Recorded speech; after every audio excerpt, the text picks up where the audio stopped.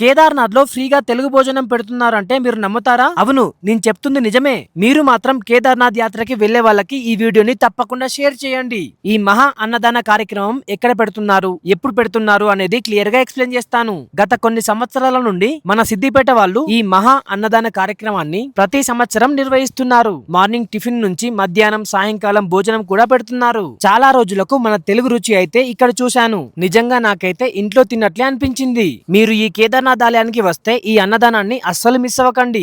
ఈ అన్నదాన కార్యక్రమం ఎగ్జాక్ట్ లొకేషన్ ఎక్కడంటే మన కేదార్నాథ్ ఆలయానికి లెఫ్ట్ సైడ్ లో భైరవనాథ్ ఆలయానికి వెళ్లే దారిలో బ్రిడ్జి పక్కనే ఉంటుంది. మీరు కూడా వస్తే తప్పకుండా ఇక్కడికి వచ్చి తినండి. ఎలా ఉందో తిని మళ్ళీ ఈ వీడియోకి కామెంట్ చేయండి. నిజంగా నేనైతే హ్యాపీగా ఫీల్ అవుతాను. అలా చల్లని కేదార్నాథ్ పర్వతాల మధ్య మన తెలుగు భోజనం తింటుంటే నిజంగా ఆ కిక్కే వేరప్ప.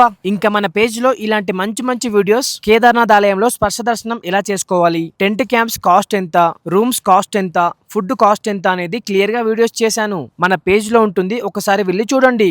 వీడియోస్ నచ్చితే లైక్ చేసి అలాగే కేదార్నాథ్ వెళ్తున్న వాళ్ళందరికీ తప్పకుండా ఈ వీడియోస్ ని షేర్ చేయండి. మన పేజ్ ని ఫాలో చేయడం మాత్రం మర్చిపోకండి ఫ్రెండ్స్. సపోర్ట్ చేయొచ్చు కదా.